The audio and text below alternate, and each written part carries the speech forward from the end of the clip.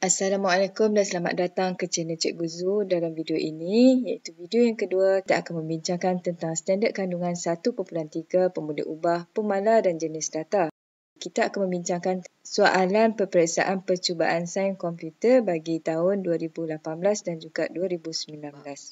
Kita mulakan dengan soalan yang pertama. Raja 10 di bawah menunjukkan sebahagian dari atur cara untuk mengisytiharkan pemula ubah. Okey, raja ini menunjukkan kelas luas.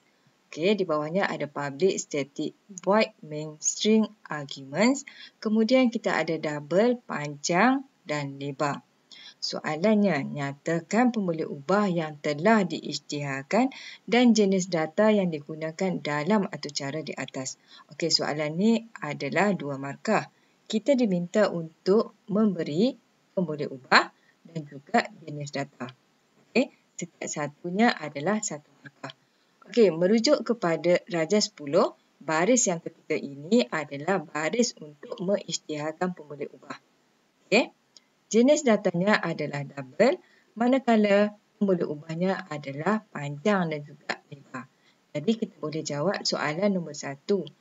Pemula ubah adalah panjang dan lebar, manakala jenis datanya adalah double.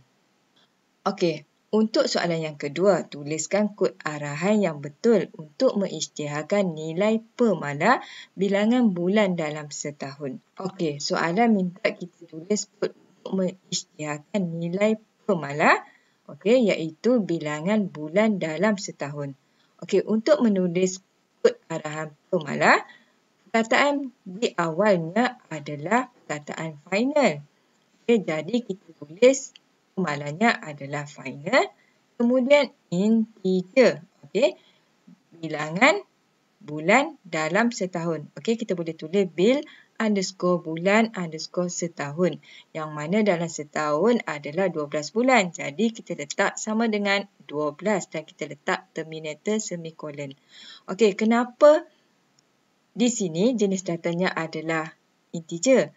Okey, sebab 12 ini adalah integer. Jadi kita letakkan jenis datanya adalah integer. Okey, untuk pemala, okey, disarankan untuk menulis dalam huruf besar. Contohnya di sini ya, bil_bulan_setahun, dan ia mestilah dalam satu perkataan. Soalan yang kedua, Raja 2 menunjukkan sebahagian kod atur cara. Okey, ini adalah kelas bagi pelajar. Okey, di sini kita ada inch umur. Okey, ini adalah pengisytiharaan untuk ubah umur. Kemudian nilai 20 diumpukkan kepada pemula ubah umur, dan di bawah ini kita ada pengisytiharaan untuk pemala bilangan hari bulan Januari, iaitu sebanyak 31 hari. Yang mana jenis datanya adalah integer. Okey, untuk umur ini pun adalah integer. Okey. Soalannya, berdasarkan Raja 2, nyatakan pemula ubah dan yang kedua pemala. Okey, setiap satunya adalah 1 markah. Jadi pemula ubah adalah di sini di pengisytiharan pemula ubah iaitu umur. Okey, nama pemula ubahnya adalah umur. Untuk pemala, okey, di baris yang ini pengisytiharan pemala. Okey, nama pemalanya adalah bil_hari_bulan_Januari. Okey, 2 markah di sini. Okey, untuk soalan B, nyatakan jenis data dan kapasiti ingatan komputer bagi jenis data tersebut. Okey, soalannya adalah 2 markah. Okey, soalan minta jenis data dan juga kapasiti ingatan komputer. Okey, di atas ini untuk pemula ubah jenis datanya adalah integer. Manakala untuk pemala jenis datanya juga adalah integer. Jadi jenis datanya adalah integer dan kapasiti ingatan komputer bagi integer adalah 4 byte. Jadi ini adalah jawapan untuk soalan B. Soalan yang ketiga, Raja 9 menunjukkan slip gaji pekerja di syarikat AXYZ bagi bulan Ogos. Okey, Raja ini menunjukkan slip gaji. Okey, di sini kita lihat ada nama. Namanya adalah Ahmad. Okey, nombor gaji, ada bulan, ada pendapatan, ada RM, potongan. Okey. Dan di bawah ini adalah gaji kasar, jumlah potongan. Dan dah sekali kita ada gaji bersih. Soalannya, berdasarkan Raja 9, nyatakan jenis data yang diwakili data X dan data Y pada slip gaji tersebut. Okey, kita lihat di sini ya. X adalah Ahmad. Okey, Ahmad ini adalah string. Jadi, X adalah string. Okey, manakala Y di sini kita lihat 5,500, ada titik puluhan dan ada kosong-kosong. Okey, jadi Y adalah sama ada float ataupun double. Okey, sebab kedua-dua ni adalah nombor perpuluhan tetapi bilangan baitnya adalah berbeza. Okey, jadi di sini ada 2 markah. Okey, untuk soalan yang keempat, Rajah 8 merupakan invoice yang diterima oleh Aqilah Collection. Okey, di sini kita lihat ada kepada Aqilah Collection, ada nombor invoice, ada tarikh, ada kuantiti, ada perkara, harga seunit dan jumlah. Kemudian di bawah ini kita ada jumlah keseluruhannya.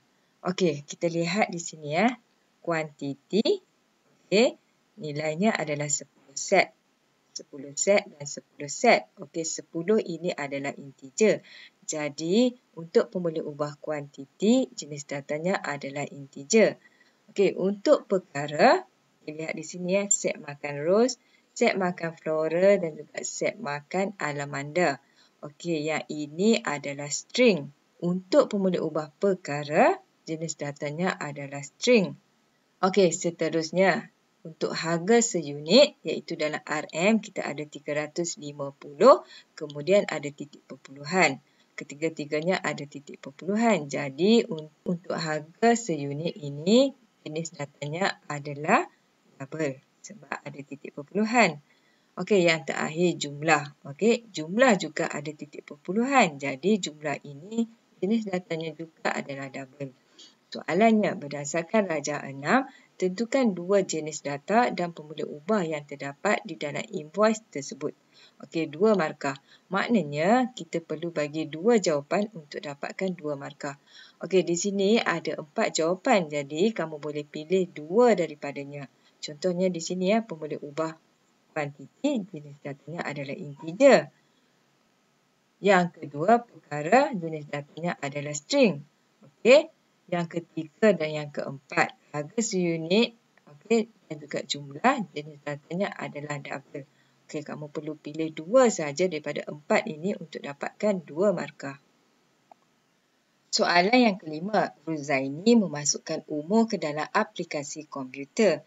Uji sama ada umur sudah mencapai usia minimum 21 tahun. Maknanya umur yang paling minimum adalah 21 tahun. Okey, soalan pertama, kena pasti pemboleh ubah. Okey, di sini pemboleh ubahnya adalah umur. Okey. Yang kedua, tuliskan ungkapan logik untuk menguji nilai dalam pemboleh ubah. Okey, 2 markah. Untuk menguji sama ada umur sudah mencapai usia minimum 21 tahun. Okey. Begini jika umur lebih ataupun sama 21 atau umur lebih daripada 20. Okey, bermakna umurnya adalah 21. Soalan yang keenam, jawab berdasarkan pernyataan di bawah 3 markah. Okey, di sini kita lihat ada 3 pernyataan. Maknanya, satu pernyataan ini akan memberi 1 markah. Okey, pernyataan yang pertama, Husna ingin membina atur cara yang melibatkan penyimpanan nombor perpuluhan yang besar. Apakah jenis data yang perlu digunakan untuk mengisytiharkan pemboleh ubah yang boleh menyimpan data perpuluhan tersebut? Okey, untuk nombor perpuluhan, ada 2 iaitu float dan juga double. Jika untuk nombor perpuluhan yang kecil, kita guna float. Tapi soalan minta nombor perpuluhan yang besar. Jadi, untuk jawapannya adalah double. Okey, ini kerana kapasiti ingatan komputer bagi double adalah 8 byte berbanding dengan float iaitu hanya 4 byte. Soalan yang kedua, apakah yang perlu dilakukan oleh pengatur cara untuk mengisytiharkan pemboleh ubah jenis aksara dan rentetan? Okey, kita highlightkan di sini. aksara adalah karakter. Okey, rentetan adalah string. Jawapannya adalah jar ataupun string. Okey, untuk yang ketiga, pengatur cara perlu menggunakan kata kunci apa bagi merangkumi semua nombor yang tidak mempunyai pecahan atau perpuluhan. Okey, kita highlightkan di sini ya. Nombor yang tidak mempunyai pecahan ataupun perpuluhan adalah nombor integer. Okey, jadi di sini adalah integer. Okey, soalan yang ketujuh, jadual 1 adalah berkaitan peminjaman alatan sukan. Okey, ini adalah jadual peminjam. Okey, di sini kita lihat medan ID peminjam. Okey. Jenis datanya adalah integer dan saiznya adalah 4. Okey, kenapa 4? 1250 adalah 4 digit. Okey, minimum adalah saiz 4. Boleh juga letak 5. Untuk medan yang kedua adalah nama peminjam. Kita lihat di sini ya.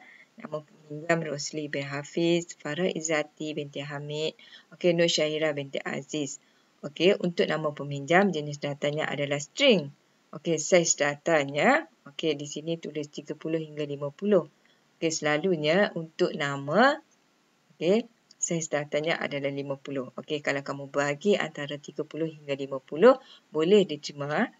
Okey, yang seterusnya adalah alamat peminjam. Okey, untuk alamat peminjam jenis datanya juga adalah string. Okey, di sini diletakkan 70 saiz datanya. Okey, boleh juga letak 100 tapi dalam soalan ini sudah diletakkan 70. Okey, dan yang terakhir adalah nombor tel peminjam. Okey, nombor tel peminjam ini jenis datanya adalah string. Boleh juga letak sebagai integer. Selalunya okey, jenis datanya adalah string. Saiznya adalah 12. Kenapa 12? Okey, kira daripada 0 hingga ke 3 ini adalah 1, 2, 3, 4, 5, 6, 7, 8, 9, 10, 11.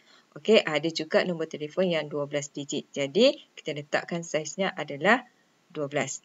Okey, sekarang kita lihat nama medan ID peminjam. Jenis datanya integer. Dan saiznya dilabelkan sebagai P. Okey, jadi di sini tadi kita lihat adalah 4 digit. Okey, jadi kita boleh tulis P adalah 4.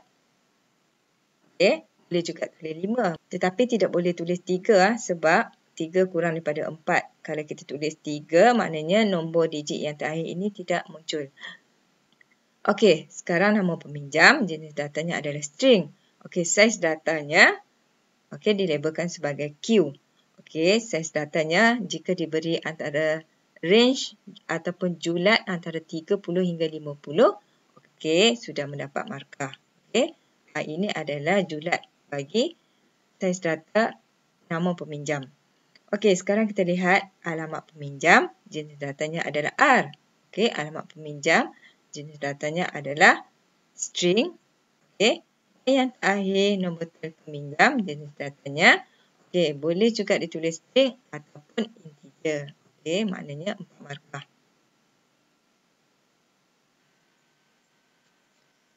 Soalan yang ke-8 berikut adalah contoh atau cara bagi mengira luas bulatan menggunakan JavaScript.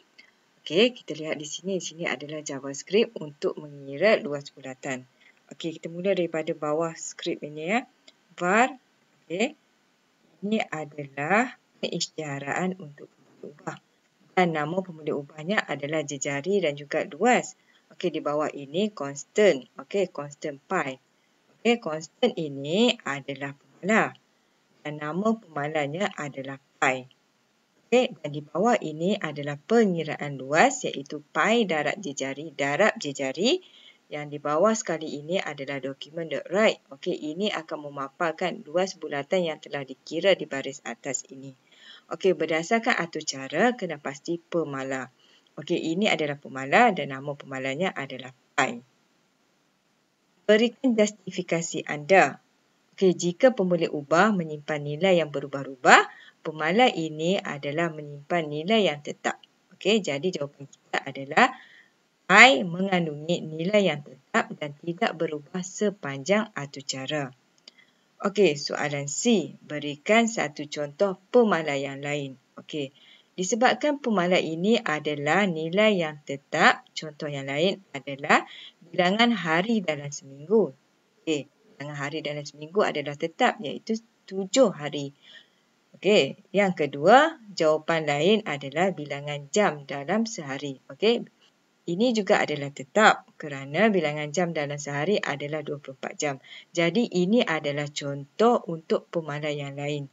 Okey, untuk jawapan ini 1 markah. Jadi, hanya perlu bagi satu contoh sahaja. Soalan yang ke-9, jadual 3 menunjukkan ciri-ciri bagi pemboleh ubah P dan Q.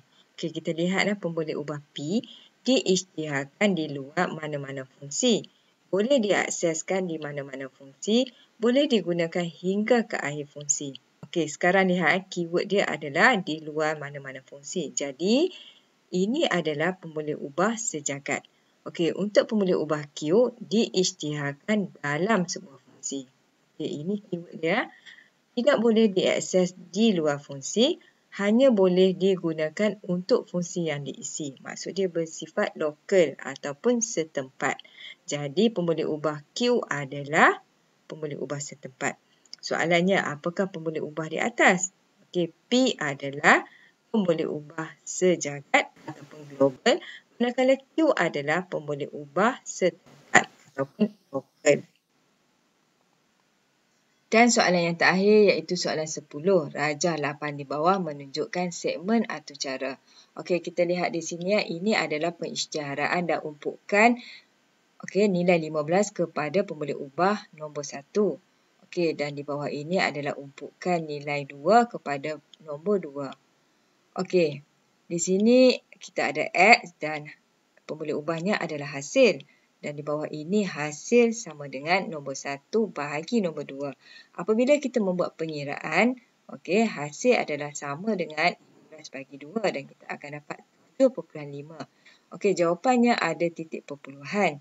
Jadi X adalah double sebab ada titik perpuluhan. Soalannya, nyatakan jenis data X yang sesuai untuk pemboleh ubah hasil. Disebabkan jawapan bagi hasil ini mempunyai titik perpuluhan, jadi jenis data yang sesuai bagi hasil adalah double. Jadi X adalah double. Berikan justifikasi anda kepada jawapan anda di 1. Okey, pemboleh ubah hasil menyimpan nilai nombor perpuluhan. Okey, kamu akan dapat 1 markah. Okey, itu sahaja perkongsian video untuk kali ini. Semoga mendapat manfaat.